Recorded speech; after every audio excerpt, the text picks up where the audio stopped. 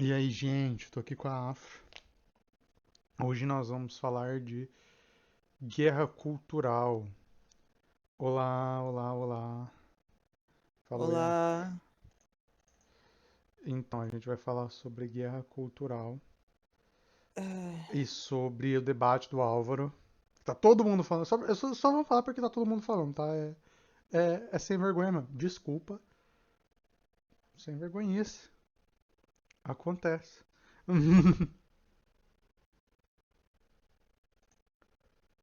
Estou aqui com o Twitter aberto já. não, Nossa, a guerra cultural é uma coisa que ela é tão complicada que eu acho que a gente precisa Nossa. parar para pelo menos colocar os pensamentos em ordem pra gente entender o que que é isso. É. Que hum, o que acontece? O conceito da guerra cultural não é um conceito novo. Não é Hum. nem tipo nem perto de um conceito novo, Não é nem sabe? antigo. Não é nem antigo. Exato, exato, exato. Assim, se você for pensar na parte da história contemporânea, você tinha guerra cultural na ascensão do fascismo italiano. Isso fazia parte da ascensão do plano de ascensão do fascismo. Uhum. Tem.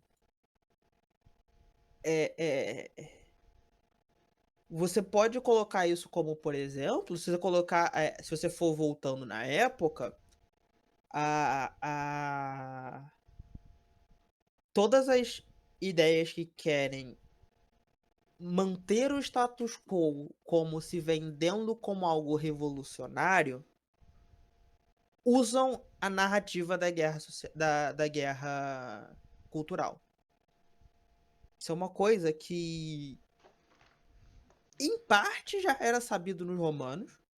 O conceito como em si já existia nessa época, de você tentar pegar outras culturas e você falar essas culturas estão sendo um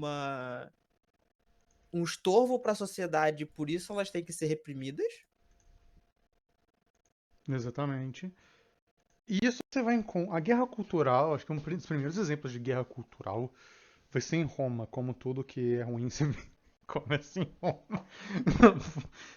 Se não Tudo. é no Reino Unido, é em Roma. É tipo, bem.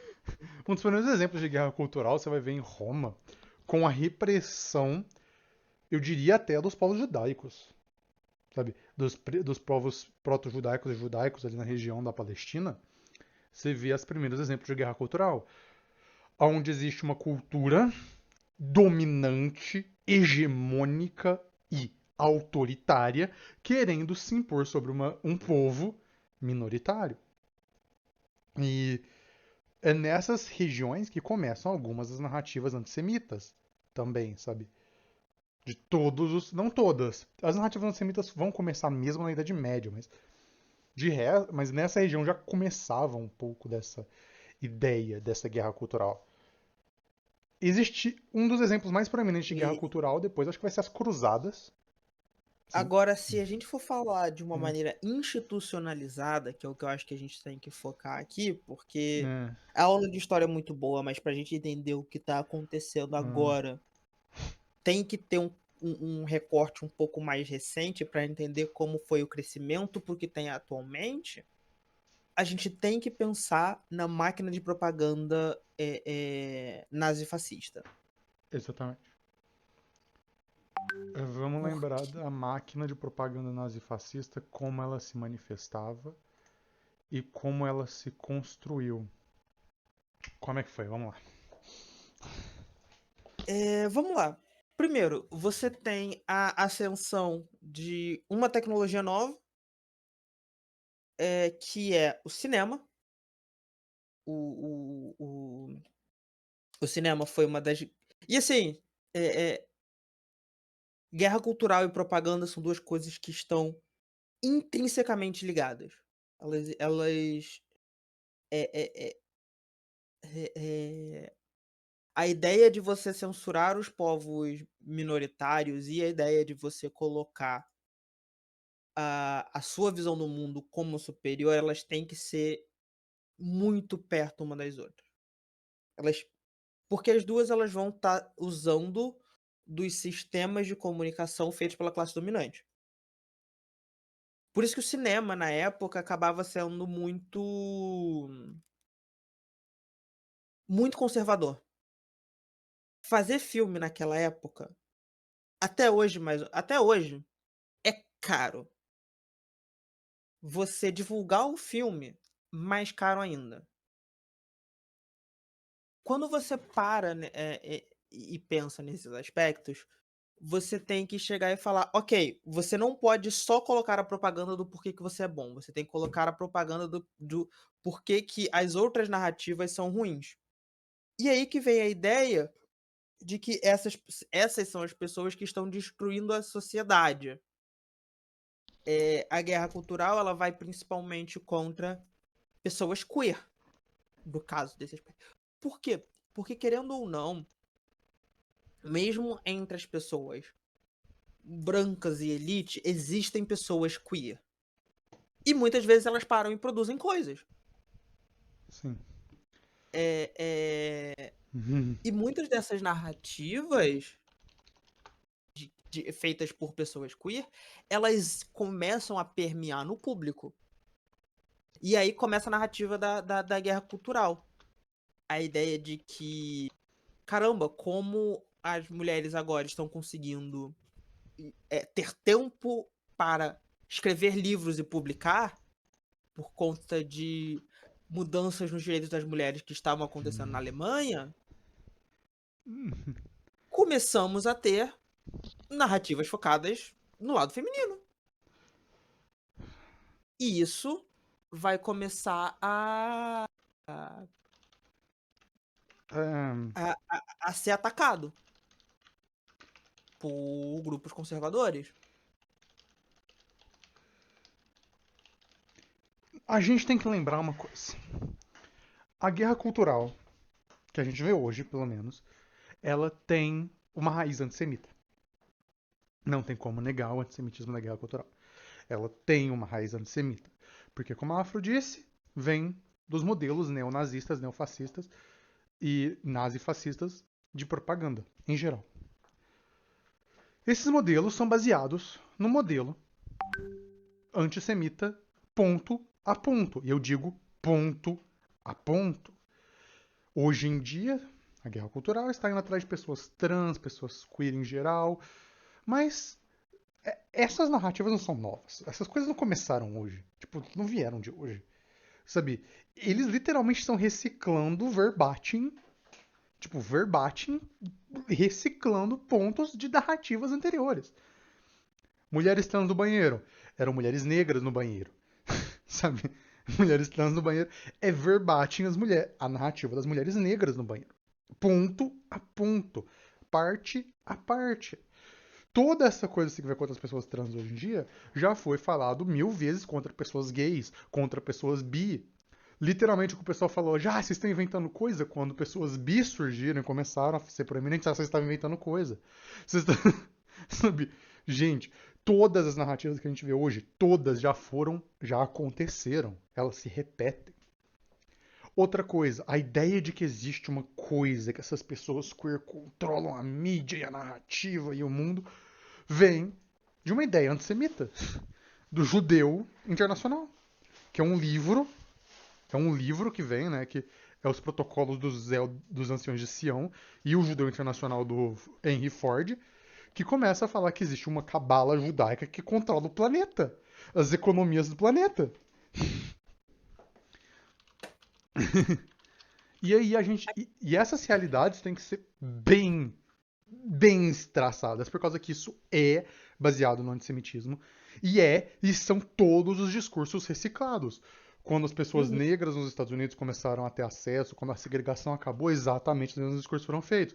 Quando as pessoas gay começaram a ficar pro, exatamente começou o mesmo discurso. Pessoas bi, exatamente o mesmo discurso. O discurso ele se recicla. A guerra cultural do lado conservador, ele recicla discursos. Eh, e assim, a gente tem que pensar também que a gente nunca pode parar e colocar a ideia de uma guerra cultural como uma coisa única e exclusivamente que está acontecendo do lado dos conservadores. Porque, querendo ou não, uma guerra, ela meio que precisa de 2 lados. E com frequência, a ascensão de movimentos fascistas vem muitas vezes de uma pessoa de um grupo que chega e fala: "Nós que guerra é essa que você tá falando? Eu não tô em guerra com ninguém". Não, essa guerra meio que tá acontecendo, você só não tá notando qual é o seu lado nela. E o que acontece? Existe uma força enorme de cultural que coloca um repúdio à guerra. Só que o que acontece? Quem que quer paz? A paz é uma maneira de se manter o status quo. Martin Luther King Existe já fala disso. exato, existe uma frase clássica que é: "Paz entre nós, guerra aos senhores". Mas você tem muito que pensar, o que que é esse entre nós? Quem somos nós que estamos lutando juntos? Porque, Exatamente. o que acontece? Uhum. O Muita gente se beneficia de um status quo, cisnormativo. A gente vai ter que lutar contra isso. Essa mudança, ela nunca vai vir de uma fuga da guerra. Cara, dá um minuto que estão me ligando. Não, tudo bem. Então a gente. Vamos lá. O que é a guerra cultural, então? Aonde se forma a guerra cultural? Quando a guerra cultural cresce?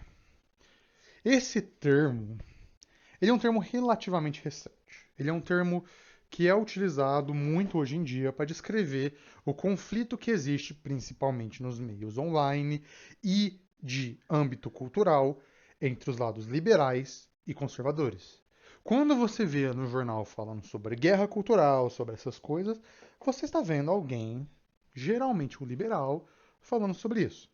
Obviamente, a guerra cultural é mais antiga e não começou ontem. E também não é só com liberais e conservadores. A guerra cultural é um fenômeno social que já foi descrito por várias pessoas, de Gramsci a Ocalan, até o. Fala, até, até o Kropotkin descreve um pouco desse conflito de culturas que existe. Bom, eles descrevem de formas diferentes, algumas vezes mais com tons mais racistas, como o Kropotkin ele fala sobre os selvagens, civilização e sobre essas coisas, sobre o que é civilizado ou não. Isso é um tom colonial, mas acontece. E você também vai ver esse tom descrito em várias pessoas anteriormente. A análise da cultura se manifesta assim. Hoje em dia, com os nossos compreendimentos, nós temos a cultura majoritária, tem contraculturas, tem hegemonia, tem contra-hegemonia, tem várias formas culturais que vão se manifestar do menor para o maior e do maior para o menor, dependendo da sua análise, dependendo de quem você está falando, dependendo de como você está falando. Ah, sabe? E isso nós vamos ter que analisar. Um exemplo de guerra cultural muito comum é o exemplo que nós vamos dar uma analisada hoje. Em geral, nós não vamos entrar muito a fundo porque também não é reality. A gente vai entrar um pouco sobre o debate que aconteceu do Álvaro com o Mamãe Falei. Isso é um ponto importante. Eu tô esperando a Afro voltar. Não, eu já Ah, já, voltei, já foi voltou. só um segundinho. Eu Ah, só estava falando que não podia atender. sim, sim. Mas então, é tipo isso. O, nós temos que lembrar que isso se manifesta muito bem nessas relações. O Álvaro, como Uhum. a mãe falei ali, mostra perfeitamente isso. Essa guerra cultural do liberalismo contra o. Bom, do liberalismo contra o antiliberalismo, contra o fascismo, contra o que for. Vamos lá. É Vamos. o que acontece. É. É a clássica ideia da pessoa que ela é progressista, muitas vezes de esquerda, mas que ela ainda se mantém presa em muitas ideias de status quo da sociedade atual. O, Uhum. o Meteoro Brasil, ele é um canal que peca muito nisso às vezes. Tipo, É. claro que vários dos convidados, eles são até muito mais abertos que muitos outros canais de esquerda vão ser, principalmente para grupos minoritários, mas eles ainda têm os seus limites.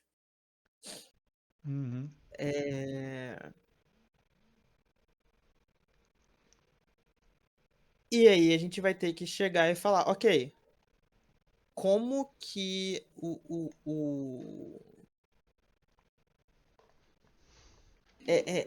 quando você entra, como eu posso dizer? Quando você chega numa cabeça fria tentando explicar, olha, eu não estou participando de guerra nenhuma, você já caiu. Você já caiu na armadilha da ideia da guerra cultural. É. Porque é isso que a ideia da guerra cultural é, no fim das contas. Uma maneira de chegar pra pessoa e falar: ah, eu não estou participando de nada. Somos todos agentes como. Só que no fim das contas, todos nós somos agentes políticos. E sermos agentes políticos nesse caso significa que nossas ações, nossas opiniões e nossos desejos afetam todo tipo de discussão, mesmo que às vezes a gente não queira ou tenha uma opinião forte. Eu não quero dizer para as pessoas que elas devam ficar necessariamente bitoladas pensando em todos os impactos que todas as ações delas têm que ter. Não, você merece um descanso. A gente vive tempos difíceis. Mas você entender que você não vive sem esse impacto também faz parte de você conseguir manter uma discussão. Você tá participando dessa guerra. Se você é uma pessoa que tá produzindo conteúdo queer, você tá participando dessa guerra. Se Uhum. você é uma pessoa queer, quer ter uma vida tranquila, mesmo que dentro dos ideais cisnormativos, o que muita gente trans quer, não me leve a mal, e eu fico muito feliz por quem quer isso também. Você está fazendo parte dessa guerra. Não pensem que eu tô tentando também tratar a guerra como uma maneira. Como eu posso dizer? De uma maneira binária, tipo, da ideia de que ou você é aliado ou você é inimigo. Não! Muitos agentes em guerra são agentes neutros, são agentes que são utilizados ou como massa de manobra, ou que são utilizados como propagandistas, ou que são utilizados apenas como financiadores. E tem pessoas que são relativamente neutras, cuja apatia também auxilia o status quo. Faz parte das relações das relações dentro dessa sociedade que a gente vive, dessa hidra que é a porra do capitalismo. Uhum. Bom, vamos lá. Essa guerra cultural, principalmente essa relação que eu vi. Tô vendo que os tweets o pessoal tá metendo pau na obra, principalmente a galera de direito, mas isso é esperado. Mas enfim. A situação, e a gente vai ter que ser bem claro aqui, a situação é complicada. Por quê? Essa guerra cultural, como eu estava dizendo, vem de antes. Vem já de algum tempo. O Gramsci já descrevia isso, sabe? Você vê essa guerra cultural nos nazistas, nos fascistas clássicos, e depois você vê, tipo... Aí depois você vê essa guerra cultural nos anos 60. A guerra cultural é um termo recente que foi usado para descrever. E essa guerra cultural, como um termo recente, ela está sendo compreendida agora. Vamos pensar em como ela funciona. Ela não funciona como a gente acha que ela funciona. Ela não funciona como uma. A guerra cultural não é uma descriação, não é um combate de ideias. Não é uma. Não o mercado livre de ideias. Não, não é isso. A guerra cultural não é sobre ideias. É sobre quem fala mais alto e é sobre quem tem a hegemonia do controle. A hegemonia do controle aqui pode ser descrita como uma força popular de controle. Como uma força popular cultural. E quem que tem a vantagem aí nessa guerra cultural? A direita. A direita é o status quo. A direita é efetivamente o status quo. A direita conservadora, não fascista, a direita conservadora. A direita conservadora é o status quo. Ela tem o benefício de ser o status quo. Ela tem o benefício de estar sendo o senso comum. Isso ela tem um benefício. Então, qualquer coisa que é falada, você apela para o senso comum. Você apela para o senso comum. Você não precisa falar nada, você só apela para o senso comum. Sabe? Você só apela para o senso comum. Você não precisa nem estar certo. Você não precisa nem ter razão. Só de você estar falando o senso comum, você já tem a base pré-pronta para você. E você falar sobre como o senso comum está sendo destruído é uma. Assim, historicamente funcionou muito. Uhum. Só que a gente vai ter que falar. A gente não pode só. Não, vamos. Deixa eu anular aos poucos. Vamos botar pensamento em ó. Mas a gente não pode. A gente tem que estar sempre ciente também de que muitas das ideias do senso comum estão arraigadas na gente. Uhum. Pô, a gente tem muita ideia de senso comum que tá muito fechado. Sim. E que vai ser necessária uma desconstrução de uma geração e meia. Sim. Não é algo ao longo de várias gerações, mas é uma coisa que Uhum. não necessariamente a gente vai conseguir mudar agora, mas vai ser um trabalho com o nosso tempo. E aqui a gente tem que falar desses dois eventos, né? Dessa guerra cultural, tanto do Álvaro quanto da situação. Aconteceu uma outra situação recentemente nos meios queer, que foi uma entrevista que aconteceu. Uma pessoa transmasculina, ele deu uma entrevista e falou que ele era boy-seta. Gênero fluido, Ah, eu boy-seta. lembro disso. É. E a galera caiu em cima, falando que não existe. Existe sim. Pra quem não sabe, boy seta é um gênero não binário que surgiu nos meios de rap da periferia de São Paulo. Ele surgiu desse meio, ele se construiu nesse meio e ele existe nesse meio. Ele é um gênero Também periférico. existe nas quebradas do Rio de Janeiro, por exemplo. Ele é um gênero da quebrada, basicamente.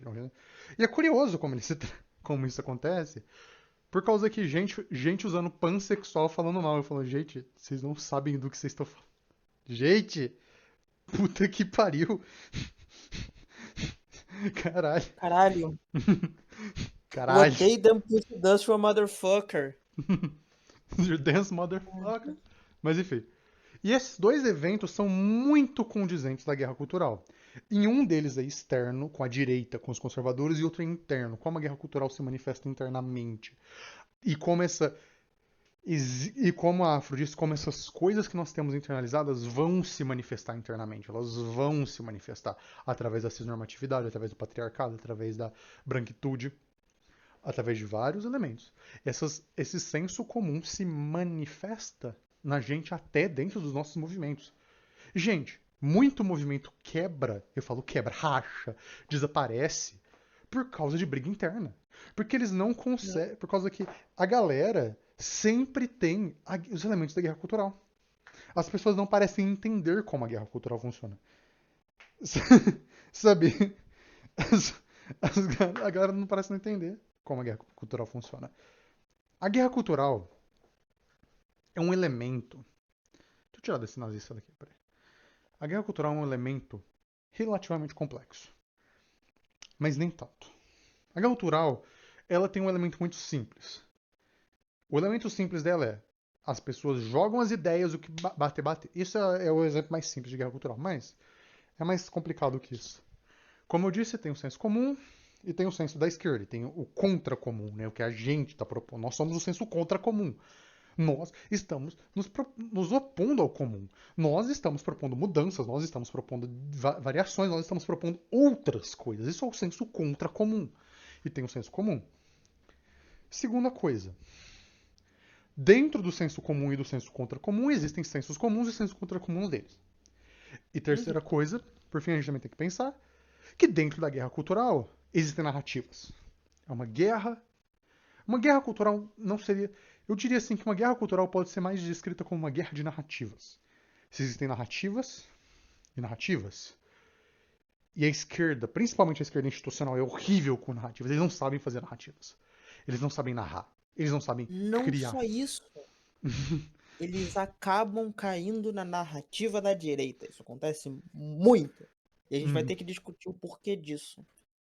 É porque o que acontece? A esquerda, ela tenta conversar.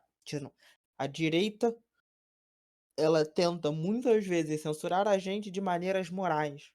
E a reação da esquerda institucional é também usar a mesma narrativa moral para tentar censurar a direita. E isso não funciona. Se historicamente isso não funciona atualmente, isso não funcionou antes da ascensão do fascismo. Eu vou falar um pouco o que eu conheço mais, mas isso não funcionou em 2016, durante a primeira eleição do Trump. Isso foi um desastre da primeira eleição do Trump. Porque, longe de mim chamar os democratas de esquerda, mas a tentativa de esquerda americana tentava parar o Trump por maneiras institucionais. Por maneiras institucionais, não, por maneiras morais. E isso não funcionava porque primeiro, as pessoas que já iriam. Aquela foi uma das eleições com o menor número de votantes.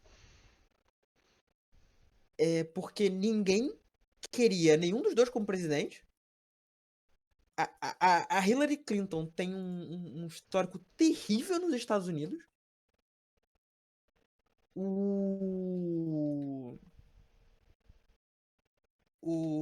As pessoas que já iriam votar no Trump não vão mudar no Trump porque a ideia da moral nesse aspecto, a ideia da moral de direita é muito simples.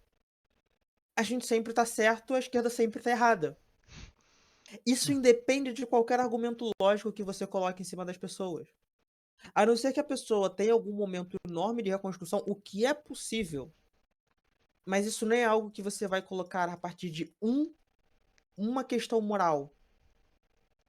Isso vem a partir de muito trabalho interpessoal e não de trabalho necessariamente de divulgação. Assim como galera de direita também não vai se alimentar muito dos medos das pessoas. Então, e isso você não faz de uma maneira só extensa. Você tem que fazer isso de uma maneira pessoal. E eu tô falando de uma maneira pessoal porque a ideia de você tem que saber os medos das pessoas para você conseguir usar o medo dela em uma narrativa. E para você conseguir usar o medo das pessoas, para um medo ser comum o suficiente, ele tem que indicar que algo tá mudando na sociedade. E aí a gente entra no problema. Vamos focar no ponto aqui então. Álvaro vai ao debate com Mamãe Falei. Uma das primeiras coisas que ele faz quando ele vai ao debate é perguntar se Mamãe Falei é fascista. Aqui nós temos uma declaração moral. Ser fascista é moralmente errado, logo, ele quer chegar com um empurrão moral. Tipo, é claro que ser fascista é moralmente errado, mas também há muitas outras coisas erradas. Você também é burro por ser fascista, mas tudo bem. Fazer o quê? Aqui o ponto é, O Álvaro chega, e aí o Mamãe Falei fala que ele não é fascista. Porque, claro, nenhum fascista hoje em dia fala que é fascista. Os que falam é tipo neonazi, Olha, sabe? Tipo, infelizmente tem. não, isso tem, só que os que falam é tipo neonazi, sabe? Os caras já tá em outro nível, já. Os caras querem matar gente pobre na rua, já. Os caras tá. Puta que pariu.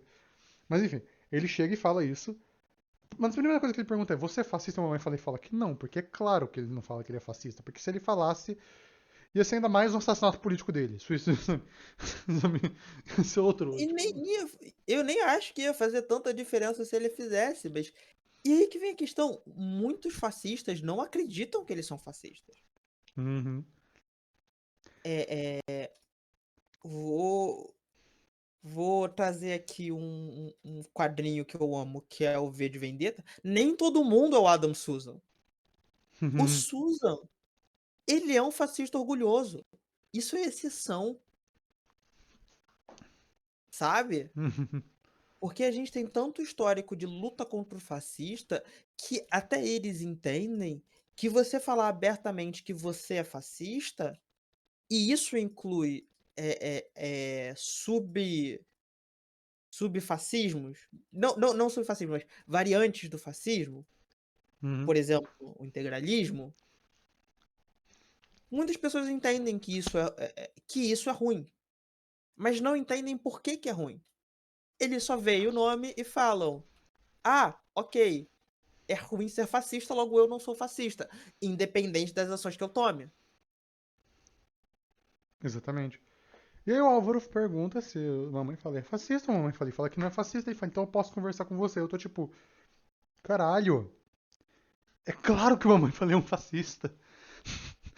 É claro que ele é um fascista. Sabe? Do que você tá falando? Sabe? Se você não queria conversar com um fascista, por que você tá ali em primeiro lugar? E assim, ó, o debate foi longo, foi uma merda. Uma mãe falei, francamente, saiu por cima. Tem que ser honesto. Ele saiu por cima. Ele não saiu por cima Não, porque ele estava certo. Ele não saiu por cima porque ele tinha uns fatos. Não, ele saiu por cima porque ele é um sofista. Que ele sabe falar. E um político. Ele sabe falar. Tá ali, ele sabe desviar o assunto, ele sabe dar para trás, ele sabe, ele sabe pressionar a coisa que, ele sabe pressionar ponto de pressão em debate, ele sabe fazer isso. Sabe fazer tudo isso. Não é porque ele estava certo. Ele não estava certo. É claro que ele não estava certo. Não é sobre estar certo. Isso é uma questão sobre o debate. Esse debate de guerra cultural. Não importa quem está certo. Quem está certo é irrelevante na guerra cultural.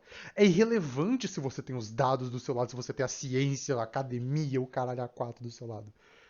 É irrelevante a verdade dentro da guerra cultural. O que importa é narrativa. Quem tem uma narrativa melhor? Quem tem a narrativa que atrai ou não atrai, ou a narrativa que causa pensamento ou que não causa pensamento? Você precisa de narrativas. Você precisa de desenvolver essas narrativas. Você tem os dados, o caralho A4, isso é irrelevante. hum, A direita só vai ignorar. A direita ignora. A direita, tipo, você pode esfregar o estudo na cara da direita que a direita não tá nem só a aí. direita, o centro também vai ignorar. É. Desculpa. E eu não tô falando do centro na pessoa que fala que não é nem de direita nem de esquerda. Eu falo isso como. Eu falo centro, no caso, como pessoas que não são alfabetizadas politicamente. Uhum. Entende? É. Pessoas que não têm a formação necessária para entender os problemas no que as pessoas estão falando, vai levar em consideração como as pessoas estão falando. Isso é uma coisa que foi muito importante para a primeira eleição do Lula. Para a eleição do Lula, para a construção do Lula como uma figura, isso foi muito importante. A ideia dele ser um sindicalista, a ideia dele ser uma pessoa que era do povo, tudo isso foi parte importante pro crescimento do Lula dentro do PT, entende? E Exato. isso é independente da figura do Lula como presidente. E isso é, como eu posso dizer?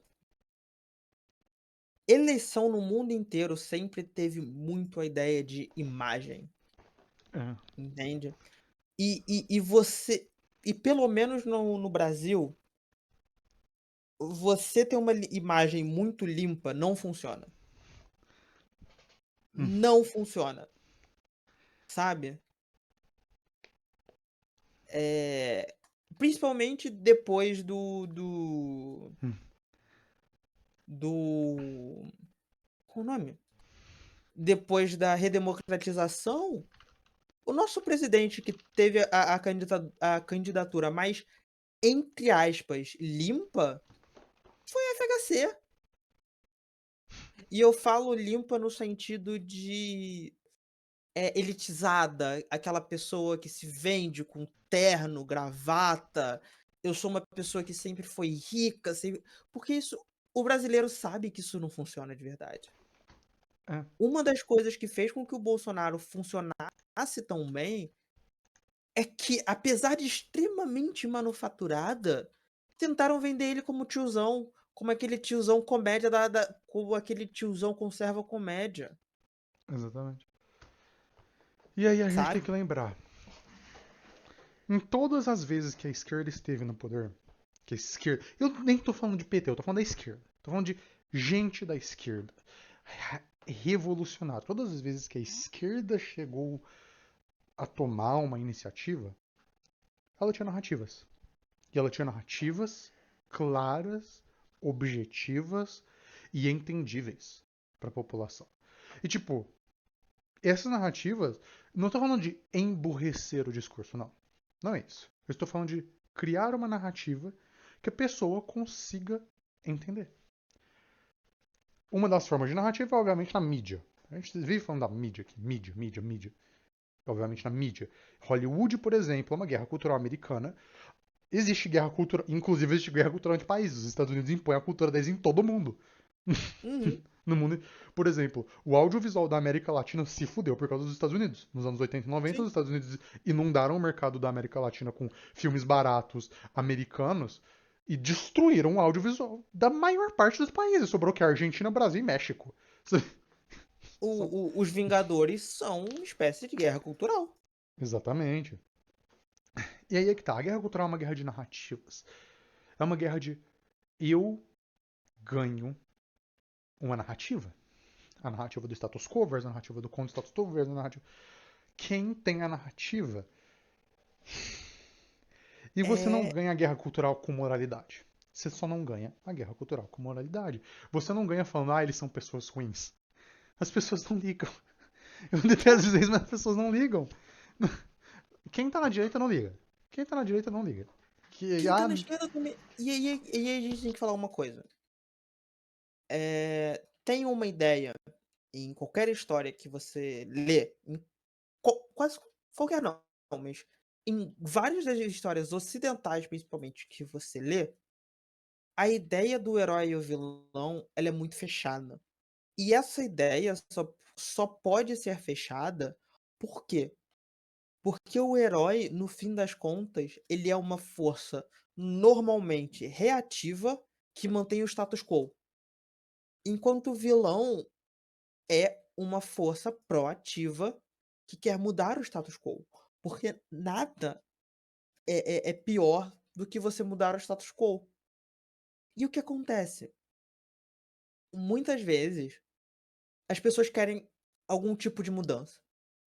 Não importa se a mudança é verdadeira, não importa se a mudança é positiva, não importa nem se a mudança é uma mudança de fato e não uma apenas uma ideia ideológica. As pessoas querem mudança. Voltando, um dos pouquíssimos momentos e um dos slogans mais famosos das eleições americanas é o slogan do Obama. Yes, we can. Foi verdadeira a mudança que ele prometeu? Não, não. Mas o discurso de mudança estava ali. E o discurso de mudança é uma das coisas mais poderosas quando você está em um momento de crise em que as pessoas não veem uma solução. E isso é uma Exatamente. coisa que é cíclica do capitalismo. A crise no capitalismo é cíclica. Isso significa que a ascensão desses movimentos que vão prometer uma mudança, mas que não querem de fato mudar nada, Exatamente. também é cíclico. Exatamente. E a gente tem algumas características. Vamos colocar aqui que vai existir a cultura, que são esses movimentos que vão querer cooptar, criar movimentos que não querem mudar nada. Tem a contracultura, e assim como tem o senso comum e o contra-senso comum, tem a contracultura, que é os movimentos que desejam a mudança de verdade. E aí você tem o que nós vamos ver, que é a terceira cultura. A terceira cultura não é cultural nem contracultural, elas são as culturas dominadas.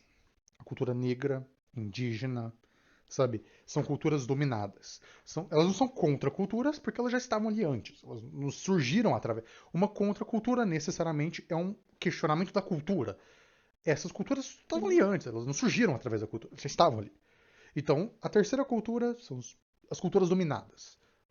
As culturas negras, indígenas, sabe? Periféricas. São culturas que estavam ali antes e foram dominadas e são reprimidas.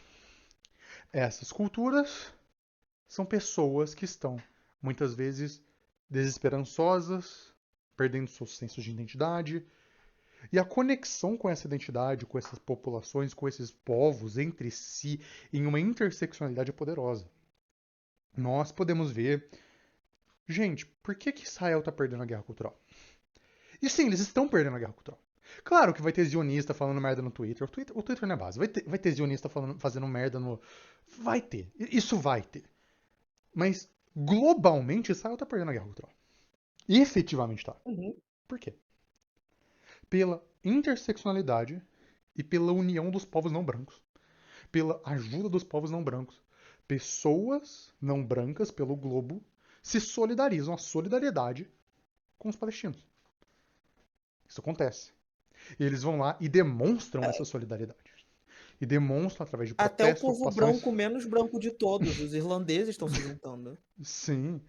E aí você vê essa solidariedade. Ai, eu adoro falar isso, porque isso é verdade. Isso é verdade. E aí a gente vê O esses povo povos. branco menos branco de todos, os irlandeses. Sim. E aí você vê que as pessoas brancas, que também já estavam lá, elas também vendo essas relações, estão também solidarizando. E isso vai Hum, através de, tipo, demonstrar a narrativa. O que está acontecendo. Gente, existe uma teoria histórica. Não é uma teoria, é uma linha da historicidade. Que é, a gente não cria narrativas, a gente só demonstra fatos e o que a gente pode provar. Isso é horrível. As pessoas querem narrativas. As pessoas procuram. Se você não demonstrar narrativas, as pessoas vão construir narrativas baseadas no que elas já conhecem. Tipo, elas já vão fazer isso. As pessoas. E o que elas já conhecem, muitas vezes não é o que é correto. Você precisa de construir uma narrativa. A narrativa não precisa ser boazinha, tipo, não, tem o herói e o vilão. Não, não precisa ser isso. A narrativa pode ser cheia de nuances, cheia de coisa, mas você precisa de uma narrativa. Você precisa construir essa narrativa. É isso que está acontecendo em Gaza. As pessoas construíram a narrativa. E ainda assim, está demonstrando o poder dos Estados Unidos, porque mesmo com esse movimento internacional, mesmo com a maior parte do planeta votando contra para parar, não para. Isso mostra as relações de poder entre os países. Pode o planeta inteiro votar, se os Estados Unidos vetarem, acabou. Os Estados Unidos têm poder absoluto ali, nesse rolê. O G8 tem poder absoluto, na verdade, porque Não qualquer por um muito dos. mais tempo assim esperamos, porque os Estados Unidos, com sorte, tá vivendo o final do seu império e ele tá, em muitos aspectos, ele tá meio que se debatendo para, tipo, tanto os Estados Unidos quanto a União Europeia. É... Tá, ok. A gente vai ter que entrar nessa discussão. O que acontece quando a guerra cultural falha? Eu acho que isso é uma coisa que a gente vai ter que entrar nesse tópico. Historicamente, quando uma guerra cultural falha, você começa a criar uma institucionalização das questões que essa guerra cultural colocava. Então, se você for, por exemplo, você começa a colocar uma institucionalização no tratamento das pessoas, eh,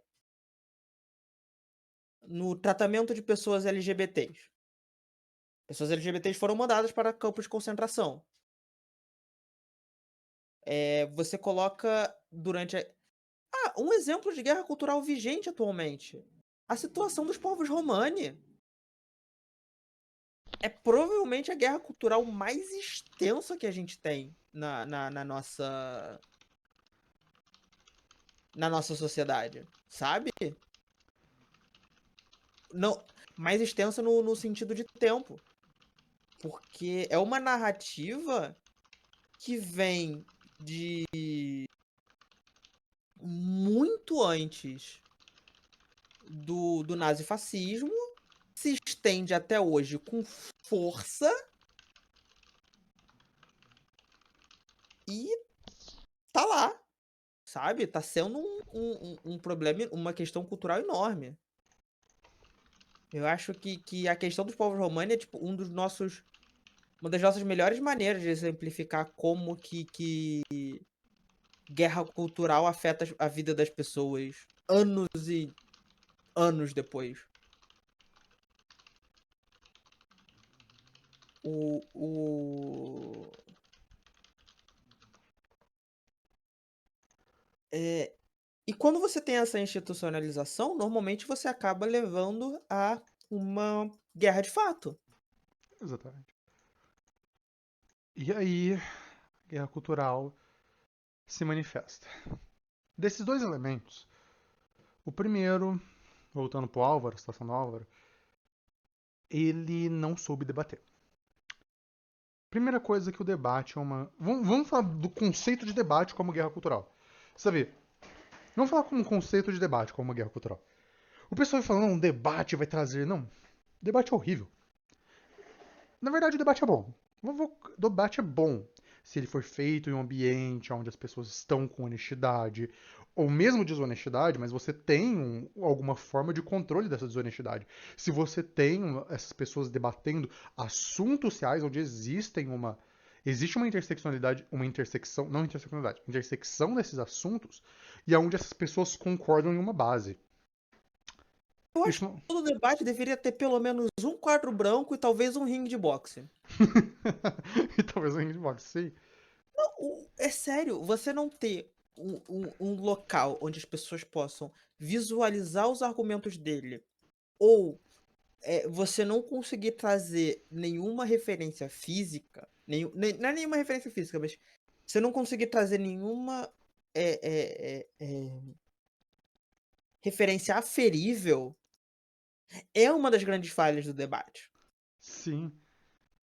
E esse debate existe. Esse debate que a gente tá falando existe. Existe um debate onde você vai lá, aponta os argumentos de um do outro, onde você pode questionar o argumento um do outro. Existe esse tipo de debate. Mas não é o debate Uhum. que a gente tá vendo na internet. Na internet, o debate você coloca dois calangos um do lado do outro e os dois começam a gritar um pro outro. E fica gritando um pro outro falando que o outro é ruim. E aí quem acredita de um lado, quem tá do lado de um já vai ficar do lado dele, e o que vai ficar do lado do outro vai ficar mais do lado dele e vai ficar nisso. Sabe? E além disso, geralmente é E quem propaganda tá, pra direita. e o centrista iluminado vai ficar tipo, os dois estão igualmente errados. Eu sou muito inteligente. E aí, quem não sabe de nada, geralmente vai ficar do lado da direita, por causa que a direita vai começar a Senso soltar comum. senso comum, e a pessoa fica do lado da direita. Então, você não tem. Existe só uma forma de você vencer esse debate. Método socrático, se você quiser ser. Ou, tipo, tentar humilhar a pessoa. Por causa que isso não é um debate. Na internet, o que a gente vê não é debate. É humilhação. É jogo de palavra. É sofismo. É jogo de palavra. Humilhação. Você quer humilhar o outro. Você quer Tem parecer mais que o outro. um termo na internet que eu falo que é pra gente chata, Uhum. que é o chamado debate bro. E o que é o debate bro? É a pessoa que vai chegar na internet e vai falar: Faz um debate comigo, vem debater comigo. Vamos debater, vamos trocar ideia, a melhor ideia vai ganhar, né. A melhor maneira de lidar com essas pessoas é mandar elas tomarem no cu. Não, não tem. É a melhor A forma. pessoa não vai ficar se achando: "Ah, você tá com medo", você fala: "Não, você só não vale o meu tempo". Lembra? E um cara na internet recentemente ele demonstrou isso perfeitamente. O cara chegou pra ele e falou: direitos gay ou estabilidade econômica? O cara, os dois. Você não pode escolher os dois. Posso sim. Posso sim. Os dois. Não, mas Quem você não pode será, escolher os Flávio, dois. quem será o tipo de pessoa que tenta engajar com essas pessoas? Né? Aí o cara, tipo, esse vídeo é maravilhoso, o cara. Direitos gay ou estabilidade econômica, os dois. Não, mas essa não é a premissa, eu rejeito sua premissa. Tipo, eu rejeito a sua premissa. E dá pra você ver que o debate bro, esse cara tava ficando cada vez mais desesperado e exasperado, sabe? É? Porque, e ele ficava cada vez mais nervoso e fala: não, mas você tem que escolher um. Tenho não. Tenho não. Por que que as premissas elas são mutuamente exclusivas? É Assim, sério, você vê essas pessoas e é isso. Gente, é isso, isso rejeitem faz as pa premissas. Rejeitem as premissas, sabe? exato. Rejeitem as premissas, tipo. Rejeitar a premissa também faz parte de guerra cultural. Eu Você, não tô brincando. você pode questionar a premissa das coisas. Você pode, tipo. Se você tá Sim, falando. Ah, não, mas isso aqui vai contra isso aqui. Você fala, tá, por quê? Não, mas. E a premissa? Por que, que isso é válido em primeiro lugar? Por que, que isso é válido em primeiro lugar? Por que, que esse debate? Por causa que você vê essa galera se degladiando e não sei o quê. Tipo. E isso nos leva ao segundo ponto que aconteceu recentemente. O cara que falou lá, eu sou boy seito e todo mundo caiu em cima. E aí ficou, tipo, a galera tentando defender versus a galera tentando atacar. E eu tô tipo. Por que, que questionamento da identidade dele é válida? Por quê? Quem que é você? Não, sério, quem que é você pra questionar a identidade do cara?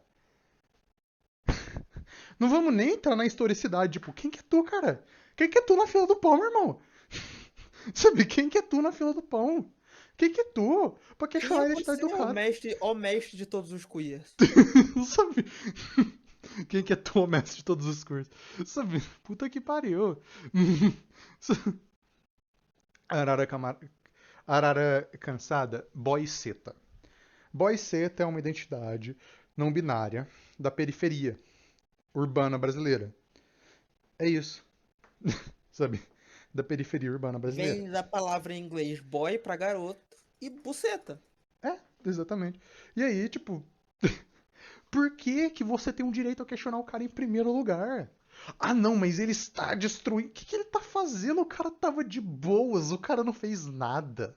O cara só falou dele. Ele não falou de você, não falou de ninguém, ele falou dele. Ele tava de boaça. Sabe? E depois o pessoal questionando o gênero fluido. A gente sabe desde quando existe gênero fluido? Desde os anos 80. Puta que pariu, vai se fuder. Antes, Não, antes, existe como um antes, grupo mas organizado no mundo moderno, anos 80. sim, sim. Como um conceito, antes. Como um conceito desde muito. Muito antes. Muito, é.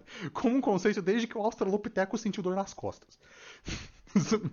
Como um conceito, gênero fluido existe desde que o Australopithecus sentiu dor nas costas, aí desde. Não, Flávio. Você acha que o conceito de gênero foi inventado quando o Australopiteco teve dor nas costas? O conceito de gênero veio muito mais tarde. Não sei. Desculpa, mas assim, se você falar que o conceito de Ah, gênero fluido veio junto com o conceito de gênero, aí eu concordo com você. ai, ai. Não, tudo bem. É só uma coisa antiga pra caralho. Talvez uns 30 mil anos, vamos colocar assim. Ah, Talvez uns 30 mil anos. Gente do céu. Puta que pariu. E aí isso nos leva a essa questão, por causa que a premissa é baseada numa premissa que não deve ser aceita. Você não tem que aceitar a pessoa questionar o gênero da outra, que não fez nada de errado, que não tem nenhum indicador, que não teve nada em primeiro lugar. Você não tem nem que. Tipo, a pessoa não tem que se. Ah, não, mas isso é. peraí, A pessoa foi ignorante. eu vou dar uma ideia. Eu vou brincar um pouquinho de advogado do diabo e depois eu vou desfazer o meu próprio argumento. Que é, existe uma ideia de que muitas vezes a ideia da identidade vem com a retomada de termos que antigamente eram agressivos, mas que foram, com o tempo foram recooptados. Por exemplo, o termo travesti. Travesti já foi usado como um termo negativo contra populações queer do Rio de Janeiro, do Brasil como um todo. Só que o que acontece? E esse foi o momento advogado do diabo, mas para contrapor o meu próprio argumento, eu tenho que chegar e falar: "Tudo bem, por que que você tem que ser necessariamente agressiva e não necessariamente tentar entender por que que a pessoa tá fazendo aquilo?" Entende? E isso é uma ideia. Eu entendo que, a vida na internet é uma vida complicada e o nosso cérebro de macaco não foi feito para lidar com pedras que pensam. Mas às vezes é tipo, a pessoa tem um motivo melhor do que mau caratismo. E às vezes as pessoas não têm. E quem não tem normalmente vai ser bem claro quem não tem. Entende?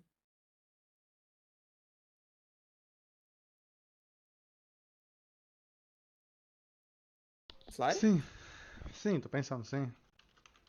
Ah, então, no fim do dia, qual que é o problema da guerra cultural?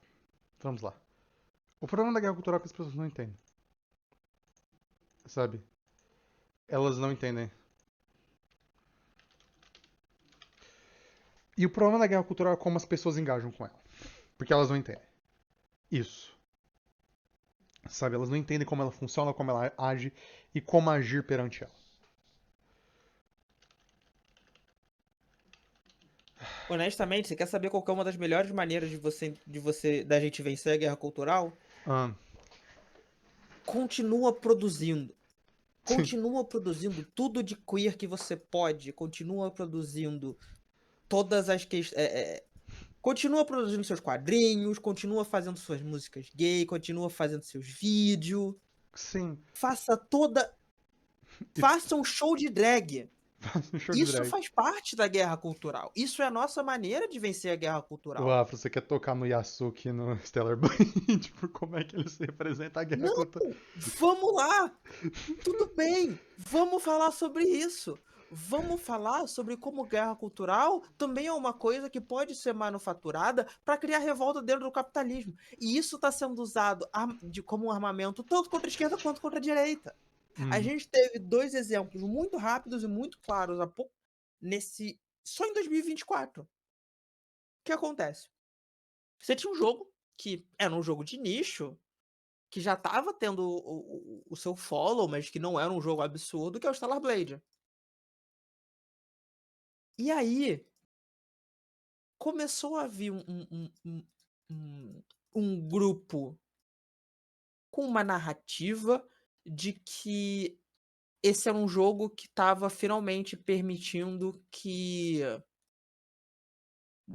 os jogos colocassem de novo mulheres bonitas de verdade e não apenas essas, entre muitas aspas, monstruosidades masculinizadas. eles falam É isso um da termo. Aloy, do. Eles falam isso Não, da Aloy do. não só da Aloy, também tô falando das personagens de Baldur's Gate. E tudo mais. É... E assim, ó, teve uma bolha da direita que começou a falar isso. A gente não sabe se essa bolha foi manufaturada. Provavelmente foi. Mas enfim, a gente não sabe. Onde foi? Mas enfim, a bolha começou a falar disso, e aí alguém. Só que a esquerda não ligou por um tempo. E aí alguém mordeu. No segundo que alguém mordeu, virou uma briga cultural. Ah, não sei o quê. Porque, gente, uma característica da guerra cultural, principalmente na internet, é que ela adora pegar assuntos que ninguém liga. Que não se traduzem pro mundo real. Tipo, se você chegar pra uma pessoa assim no mundo real e falar do joguinho que não tem os peitos mais como deveriam ser, a pessoa vai olhar pra você com nojo. Me desculpem, vai estar certa.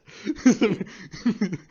Ela vai E estar assim, certa. o Twitter especificamente fomenta e se alimenta disso. É uma coisa que, assim, já acontecia antes. Isso faz parte da própria premissa do Twitter de ser uma rede social de originalmente 140 e agora 280, o que impede qualquer tipo de nuance. Aí e aí o que acontece? Uma das coisas que piorou isso foi a ascensão de bots no Twitter. Exatamente. Assim, todo mundo que usa o Twitter agora tá notando um aumento severo da quantidade de bots, Principalmente de bots que estão querendo colocar malware no seu computador com base Em contas pornografia. pornográficas. É. Parabéns! O Twitter ele caiu pro nível de site B de pornografia. Site B de pornografia dos anos 2000. Não, atualmente ainda tem propaganda. Ainda tem o meu marido morreu, eu estou sozinha, acha que tem o necessário para esmagar a minha rata. Isso tá acontecendo no Facebook. Não, e tipo, o Twitter, nesse caso, assim. No Essa, Facebook não, no Twitter. o Twitter, Perdão. nesse caso, a gente tem que pensar uma coisa. Essas questões de guerra cultural, elas são feitas. Ela tem uma questão dupla. Por causa que ela quer parecer tanto idiota quanto a coisa mais importante do mundo ao mesmo tempo. Pra quem tá participando, parece algo importante, mas pra quem não tá participando, é a coisa mais idiota. E isso é uma forma de apolitização. Porque, pô, se esses caras da esquerda e da direita estão falando sobre os peitos da menina no joguinho, foda-se esses dois caras, eu vou trabalhar. Eu vou trabalhar, fazer outra coisa, eu vou jogar videogame, eu vou passear com meu cachorro, eu vou fazer literalmente qualquer outra coisa da minha vida. Cara, você quer uma coisa que eu vou. Ok. Não, eu não posso fazer isso. Você tá lendo One Piece ainda. Não posso dar spoiler de One Piece. Merda. Porra, Flari! Vai ler 1115 capítulos. Vai tomar no cu. Eu vou ler 1115 capítulos rapidinho, Afro. Vai demorar nada. A culpa não é minha se o One Piece tem 1 bilhão de capítulos. Nossa, foda a vida. Ai. Não, ok. Mas isso é uma coisa em que, tipo, muitos dos debates é tipo. O resumo das contas é: eu quero saber quem vai pagar o meu Corsa. Eu Exatamente. quero saber quem vai pagar o aerofólio do meu Palio. Porque é o seguinte, a gente tava falando sobre isso no servidor outro dia, mas basicamente, essa guerra cultural de internet tem dois tipos de debate: o que se traduz pra pessoa normal e o que não traduz. O debate que se traduz pra pessoa normal são debates que geralmente, por exemplo, há uns anos atrás, 2 anos atrás, o Superboy Prime virou gay. Ele não virou gay. Ele teve uma run que ele conseguiu namorado. O Superboy Prime não, era só o Superboy mesmo. Ah, era o Superboy. Era o Superboy. O Superboy ficou gay. Colocou ele como gay. Foda-se. Legal, da hora. Gente, legal, muito legal. Só que como é que aí teve esse debate na internet, e como é que o debate se traduziu pra pessoa comum? Fizeram o Superman virar gay, não o Superboy. Porque ninguém conhece a porra do Superboy. Ninguém fora, tipo, o brasileiro não sabe, quem não lê quadrinho não sabe quem é o Superboy, mas sabe quem é o Superman. Especificamente o Superboy John Kent. É, Porque tem ninguém. que diferenciar das outras versões do Superboy. E tipo, quem não lê quadrinho não sabe disso. Não, não sabe. É? Então, como traduzir pra pessoa normal? O Superman agora é gay. O Superman agora é gay. E ser gay é ruim, logo. Sabe? Ser gay é algo ruim, logo os quadrinhos estão atacando a masculinidade, sabe? Virou isso. E isso traduziu. Agora, por exemplo, o discurso que também saiu do Stellar Blade não traduzia. É impossível você traduzir esse discurso do Stellar Blade pro mundo real. É impossível. Porque o discurso era sobre o tamanho dos peitos da menina, as roupas da menina, não sei o que, no videogame. Se você traduz, se você fala pro seu Zé da padaria isso, o infame seu Zé da padaria, o seu Zé fala: você pode ir no prostíbulo. Você pode ir no, você pode ir no distrito da luz vermelha, sabe, moço? Você não precisa ver o peito do videogame. Tá tudo bem, sabe? Você pode abrir seu computador, sabe? Não é difícil achar peitos, gente. Não é. Sabe? E aí, esse é o rolê. E aí, ok. Aí a gente vai pro outro lado disso. Porque o que acontece? É, O capitalismo não se importa com moral. não.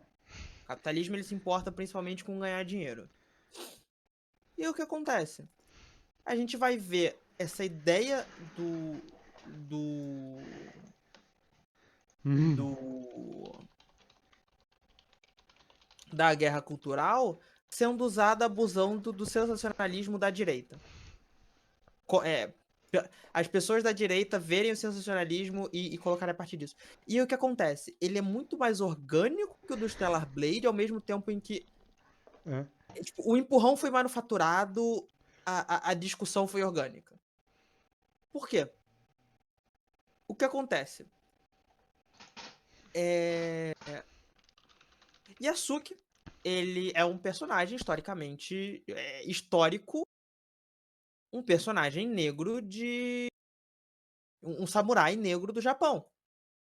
Ele existiu. Ele foi um dos samurais de Oda Nobunaga. Sabendo disso, o que a gente tem? A gente tem um jogo novo do Assassin's Creed que coloca o Yasuke como um personagem principal. Ai, aí virou a Como pior um dos coisa do mundo. personagens que é da Ordem dos Assassinos. É, e virou o pior discurso de E todos. isso gerou uma certa revolta. E aí o que acontece? Esse jogo, tipo, galera não dava nada pra. Galera odeia a Ubisoft. Gamer odeia a Ubisoft. E todo mundo sabe que a gente odeia a Ubisoft. Como que a Com razão. Ubisoft ela vai. Com razão. Com muita razão, inclusive. Com razão, tá Como louco. que gamer vai sobreviver nisso? Simples. Como que a Ubisoft vai tentar vender nisso? Simples. Ela vai usar do método que funciona, que é gerar discussão.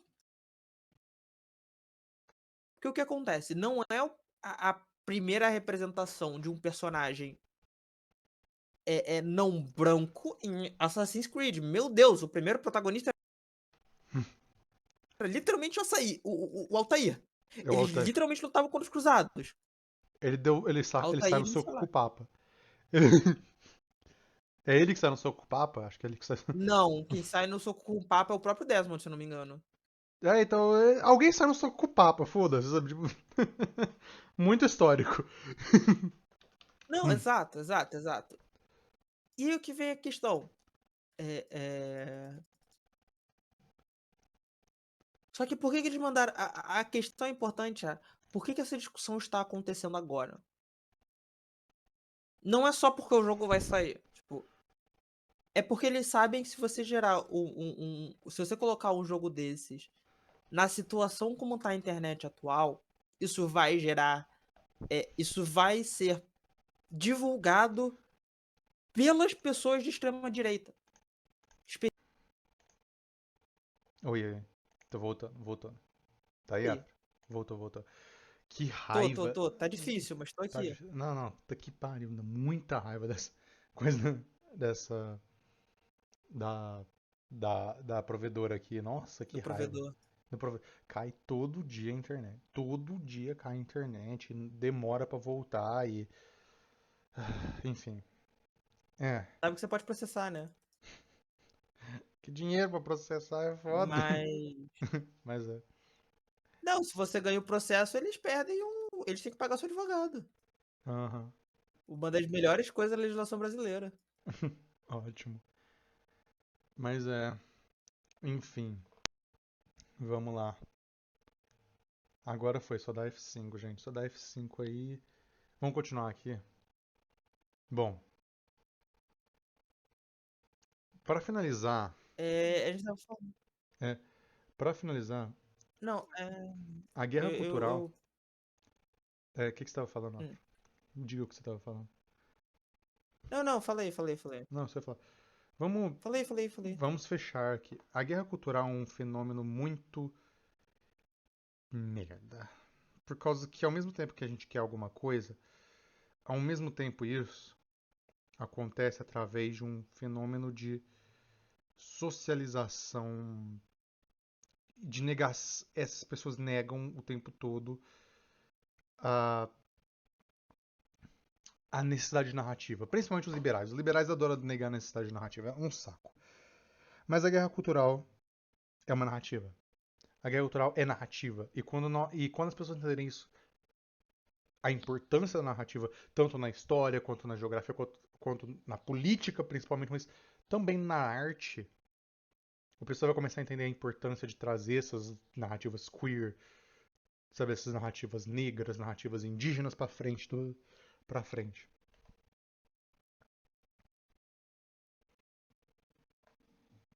vezes as pessoas elas estão participando dela sem nem querer. Tipo, literalmente o fato das pessoas estarem colocando as próprias histórias pra fora faz parte da Uhum. participação numa guerra cultural. E Uhum. não é ruim participar de guerra. Não é ruim. Você querer a paz acima de tudo é narrativa do status quo. É narrativa de quem quer manter as coisas como estão. Porque as coisas Exatamente. só vão mudar quando a gente se movimentar. E pra gente se movimentar, a gente não pode ter paz. Exatamente. Então, pessoal,